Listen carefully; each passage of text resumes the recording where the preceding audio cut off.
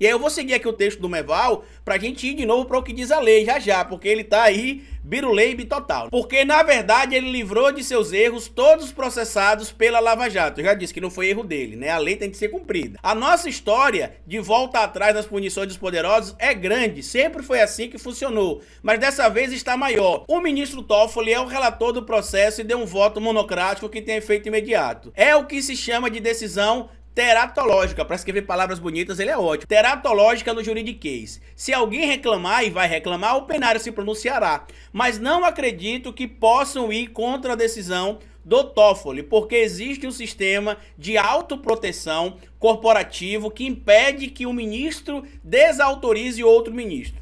E aí muita gente não consegue entender às vezes o porquê que se criou tanto ódio na sociedade contra o STF. Figuras medíocres como o Merval Pereira, por exemplo, é um bom exemplo de você compreender o porquê que a população, no geral, tem ódio do STF. Porque você para e pensa, o cara ele é um intelectual, ele tem espaço no maior veículo de comunicação do Brasil, tem uma coluna, inclusive, em um dos maiores veículos de mídia impressa ou escrita, como vocês queiram chamar, do Brasil, e ele não se dá o trabalho nem de entender o que é básico aqui para qualquer pessoa que entende uma coisa que nós chamamos de devido processo legal. Olha o que está escrito no artigo 5º, inciso 53, 54 e 55 e 56 da nossa Constituição sobre o devido processo legal. Ninguém será processado nem sentenciado senão pela autoridade competente. No artigo 5º, inciso 54, ninguém será privado da liberdade ou de seus bens sem o devido processo legal. Carlito, o que é o devido processo legal? O devido processo legal, ele diz o seguinte, que todo indivíduo tem direito à presunção de inocência, direito ao contraditório e ampla defesa. Ah, Carlito, mas se existe uma suspeita que as provas coletadas lá na Odebrecht,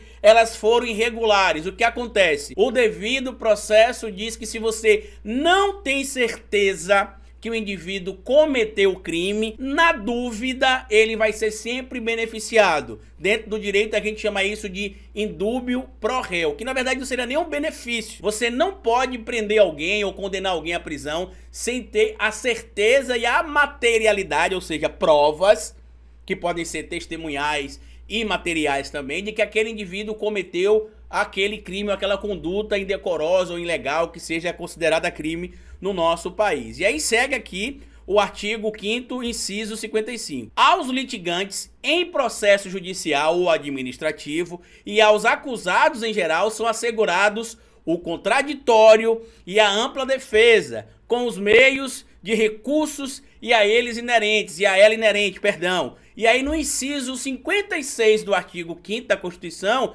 tá aqui um recado bem claro para o intelectual, ou melhor, o imortal, aparentemente não tão intelectual politicamente / juridicamente falando, Merval Pereira. São inadmissíveis no processo as provas obtidas por meios ilícitos. Ou seja, Merval Pereira, se você é favorável à manutenção da prisão de quem foi preso e condenado por coleta de provas irregulares ou manipulação das provas, quebrando ali o que diz respeito ao devido processo legal, então você tem que ser a favor também da prisão do Moro e do Dallagnol, porque os dados que foram coletados pelo Walter Delgatti Neto e que a Polícia Federal teve acesso através da operação Spoofing foram materiais que, para provar os crimes do Moro e do Dallagnol e condená-los, elas não podem ser utilizadas. Por quê, Carlito? São inadmissíveis no processo as provas obtidas por meios ilícitos, exceto quando estas provas são utilizadas para soltar um réu